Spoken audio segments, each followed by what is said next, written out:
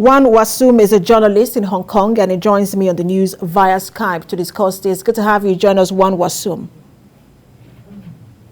So run us through exactly what played out at the headquarters of Apple Daily. So a number of police officers just raided the office of the media with the warrants obtained from the court, which the police officers seized material from the office, including journalistic materials, which was seen as a serious blow to the press freedom in Hong Kong.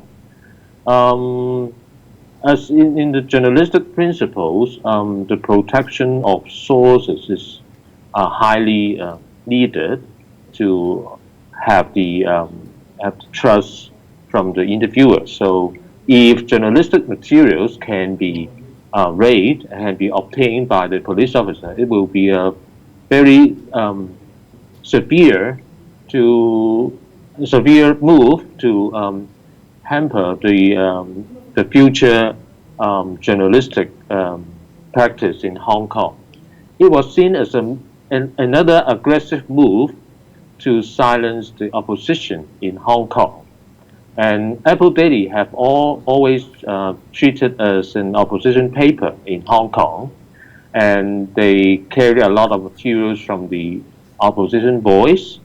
And since the national security law was enforced last July actually, they still have reports from overseas, like people involving in the 21/9 social movement who fled to other country, the movement leaders, and so it was seen as a conspiracy of getting Western sanctions to China. So they have been pinpointed by the government in the past few months as a source of insecurity to the society. So it was like a very targeted operation this morning.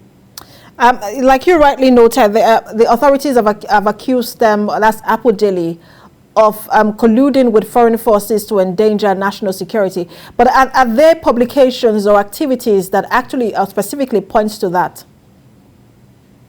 Well, they have listed out like 30 articles, which included interviews from social movement leaders who has fled overseas, and they kind of interview them and sort of following up how the movement goes on overseas.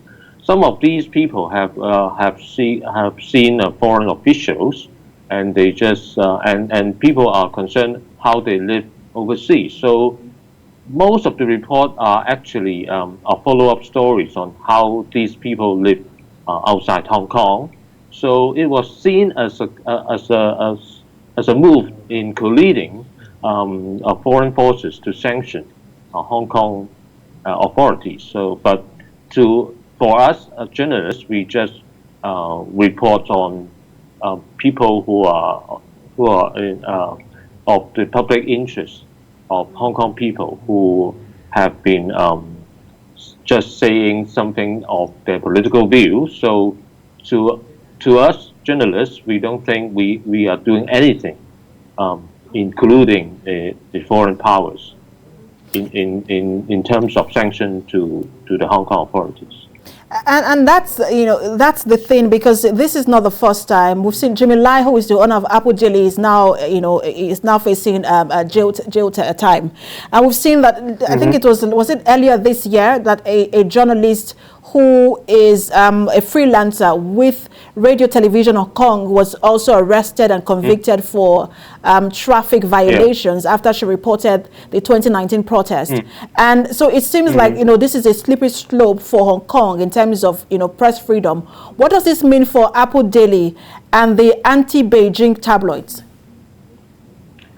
Apple Daily is under their properties and their investments and their capitals are frozen by banks, so they will face an immediate um, shortage of investment to carry on the publication of the newspaper.